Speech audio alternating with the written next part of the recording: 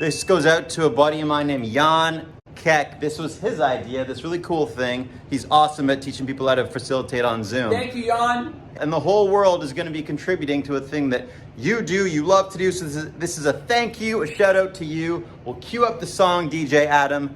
And this is either going to be really cool or extremely cool. And if you're not comfortable drumming, singing, or guitaring, you can be an audience member on Zoom.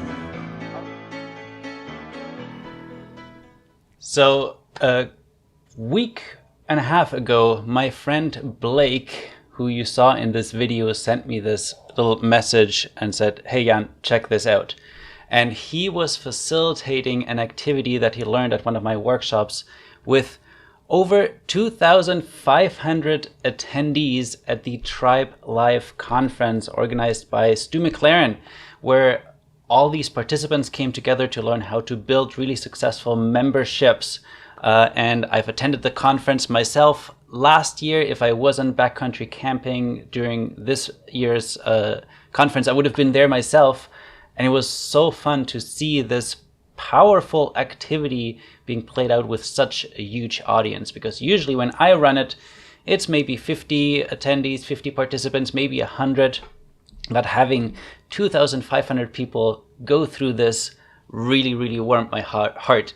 So I want to share in this video today what this activity was, how it works, so you can do it yourself with your communities, with your groups. If you have a group of people that you work on an ongoing basis with, this is a really great way to create some powerful memories.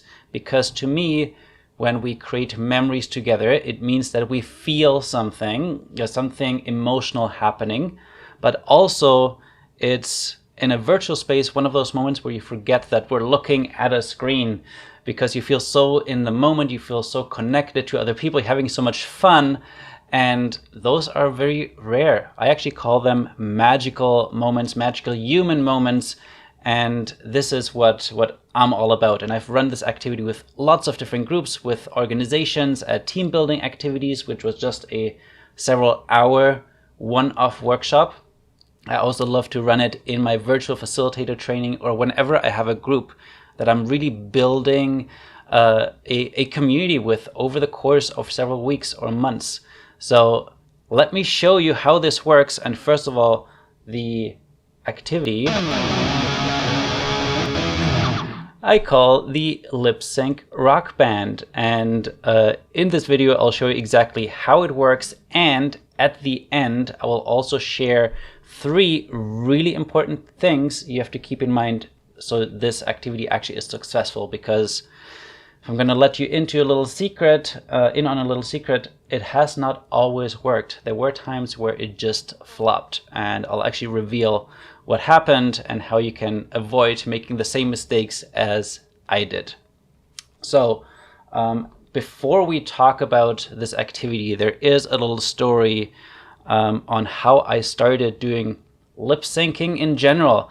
If you're in Toronto and you were in my community, in my circle of friends a couple of years ago, now probably like 5 or 6 years ago, I started organizing the Toronto Lip Sync Battle. And it was me and a friend attending it was actually a storytelling event, and we were talking about, oh, we would love to do karaoke, but we're just not good singers. Like, we would not have fun being on a stage performing if we have to sing. But the performing aspect of it, we really wanted to do that. So we said, why not organize a lip sync battle? It was really popular with like Jimmy Fallon doing it on his show. So we put our resources together, we rented a venue, we invited people, and a bunch of them showed up, and we had people submitting the songs that they wanted to sing. They got on stage, we had judges, and it was a ton of fun. And if you are really good at Googling, you might even still find some videos like this one. Hold on. Of course, now Welcome to the Toronto Lip Sync Battle. Right. So you'll see me hosting this. doing a little lip sync battle in my German lederhosen outfit. And yeah, if you're really good at Googling, you can find it, and there's like a bunch of performances on YouTube. So I knew lip sync battles are a ton of fun if you can get people to participate and if they are really into it. So let me show you how this activity works, so you can hopefully get your participants to have as much fun as I did, as we did, doing that lip sync battle on stage, but we'll do it virtually on Zoom. And actually, might be even a little bit easier to do it on Zoom. So how does it work? First of all, you want to start with the perfect song. And you might have already recognized the song that Blake was playing. That's actually one of my favorites. It's Don't Stop Believin' by Journey. And the reason why I love this song is, number one, especially in North America, almost everyone knows this song. So if you're asking people to lip sync and you don't give them the actual lyrics, of course, nobody can hear if they're really singing the words or not, but it's better if they have some idea of what the song is, so they can really lean into their performance. So having a song that is popular, that people know, is really good. Number two, I love this song because in the intro, the instruments come in like one at a time. If you know the song, it starts with a piano, then the singer comes in, there's a little guitar riff, there's quick drums going back to the singer, the piano, and then the drums come in and the guitar comes in, and then everybody plays together.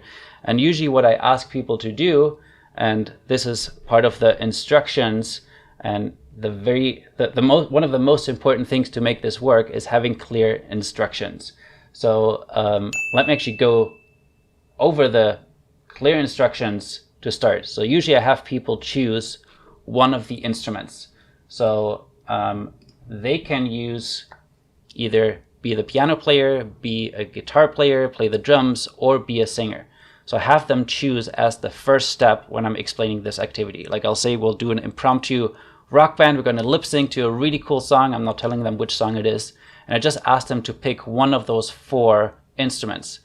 And if we're on Zoom, I usually also ask them to rename themselves and add the emoji over here to the front of their name, or maybe just write piano in their name. So that way I get a sense of, okay, it looks like we have most people, actually usually most people choose drums or guitar and piano. There's always a few people that choose singer, because at that point they think, oh, I might actually have to sing.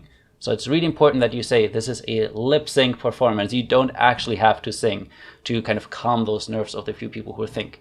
And then once they have chosen their instrument, I invite everyone to turn off their camera, and I'll give them maybe a minute or 30 seconds even to grab any prop that will help them get more into the role of the musician. So if you are a drummer, maybe you're going to grab some pencils, some sticks that you can actually drum with. If you are choosing the guitar and you have a real guitar hanging somewhere, or even just a ukulele, go grab that so you can kind of get into the air guitar playing.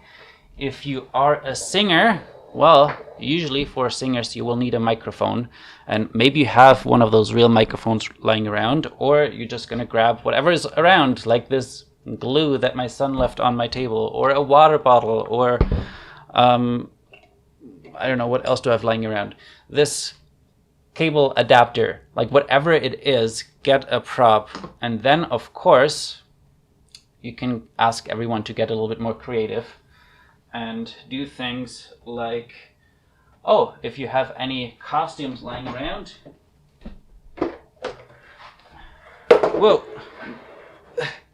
this is all life, fun of life things. Maybe there's some things that make you look and feel more like a rock star. Maybe you have some sunglasses, maybe you have fun hats, like whatever you can get to really get into that rock star character. So these are usually the things that I invite everyone to do as preparation to get ready. Right, let's see if I can finish this video with this outfit. Number 2 is modeling, and this is one thing that is really important. As you can see, I have some props ready to go. If I ask my participants, okay, go find some props, find like funny outfits, and I'm not dressed up, then they will be less likely to actually do something. If I go all out, if I bring this, then they might go a little bit further than they originally thought. So the more you can set the expectations of what you want your participants to do, the better they will actually follow those instructions. And this goes with how you dress up, how you actually lip sync, how you engage with the whole activity. Like the more you bring your energy, the more everybody else will bring their energy. Because if you're just sitting there and going like, don't stop believing, then nobody will really go all out. So keep that in mind. And this is actually something that Blake and Stu did really well. I'm actually going to show you a little clip of, especially in the Don't Stop Believing song, there is a great guitar solo that starts happening. And that's a chance for everyone, even if you're playing drums, maybe switch for just this moment and let's all do the guitar solo together. It's like the highlight of this song. So it's a really good way to get everyone do something together and have fun.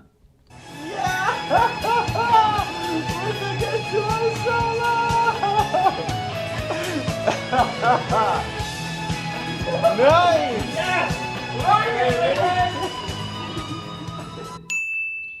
All right, and the third thing is the timing. So, and this is maybe the most important one. And I talk about this very often in my virtual facilitator training, in my workshops. When you do an activity that requires your participants to do something slightly outside of their comfort zone, it shouldn't be something that you start with. And this is where I've had a lot of experiences of attending other people's workshops, events, experiences, and also running my own. And every once in a while, there is this workshop that starts with a dance party. And as you log in onto Zoom, you see the host is dancing, there's music playing, a bunch of other people are dancing, but you always notice at least a handful of people that are just like sitting there a little bit awkwardly. Maybe they even have their video off. And I'm usually one of those people. I need to be ready. I need to feel like this is a space where I'm not made fun of for my dance moves, whatever. I'm like self-conscious when it comes to dancing. Although I've been taking dance lessons since I was a teenager, that's a different story. I realized that when we start up with something where I already have to be outside of my comfort zone as the very first thing, and it's too far, I might not participate at all, and I might opt out rather than opting in. And I think that's something that is really challenging or really tricky as the facilitator, as the host. You want the very first thing to be, yes, something to engage people, something interactive. You want to welcome them with something fun, but you don't want them to feel so outside of the comfort zone that they're not participating at all. So when it comes to timing, in Blake and Stu's example, this was a 3-day conference. It was like 3 full days, and they did this on day 2. I could probably imagine if they had done it on the first day as like one of the first activities, not as many people would have participated because everybody still thinks, oh, there's a bunch of strangers. One thing they have actually done really well when I attended last year is they have all these Zoom rooms where you actually create a little Zoom culture. They create their own virtual backgrounds. You get to hang out with the same people every day. And those are the people that you connect with. So after you've built these little communities, these containers where you feel a little bit more safe and supported and you know each other, that's when you go out and you grab your wigs, you grab your crazy costumes, and you have a ton of fun. So don't do it on the first time. And usually when I explain this, I show my little Campfire Formula. And this is the way I design any virtual experience, any in-person experience, any relationship, any conversation can fit into this formula. And the way it works is, if I was to light a fire, hold on, I actually have something in my bag here, and I try to get this piece of wood to catch fire, I would have a very hard time if I just put the lighter or a match underneath this big log and expect it to catch fire. What I actually have to do is start with something that burns really easily, right? Like a match, your tinder, your paper. Then next you're going to add your kindling, your little sticks. And at the very end you put the big log back on the fire. And this is when you can have your beautiful campfire that gives you warmth. And in this metaphor, this will be the time when your participants are ready to do something outside of their comfort zone, something vulnerable, and you get a lot more participation when you do that. So think about it when you organize your next experience. What are the steps that gets your participants there so you can light the campfire at the end? All right, this is how you do this activity. Let me know in the comments if you are planning to try it. I see Dan is watching the Shakeable from Speaker Slam. Also really cool virtual experience right now. Had to move from in-person to virtual. So maybe Dan, you're gonna try this out at one point. Let me know. If anybody else is watching this, let me know in the comments if you have any other questions. And before I show you the end of the experience of what Blake and Stu did at Tribe Live this year, I would love to hear, what other topics do you want me to make videos about? Make sure to subscribe to my channel. I'm really growing it this year and I want to share more activity ideas like this one. So if you enjoyed this, leave a comment below, let me know. And to wrap it up, I'm gonna show you what happened at the end of Tribe Live. So see you soon. Yeah! Everybody, you rocked that. Nicely done. Jan, thank you, buddy. I'm gonna send you this video because it's gonna make you cry tears of joy. And it did make me cry tears of joy. Thanks, Blake. Thanks, Stu. You both rock. You're awesome. Keep doing it that way. Take care.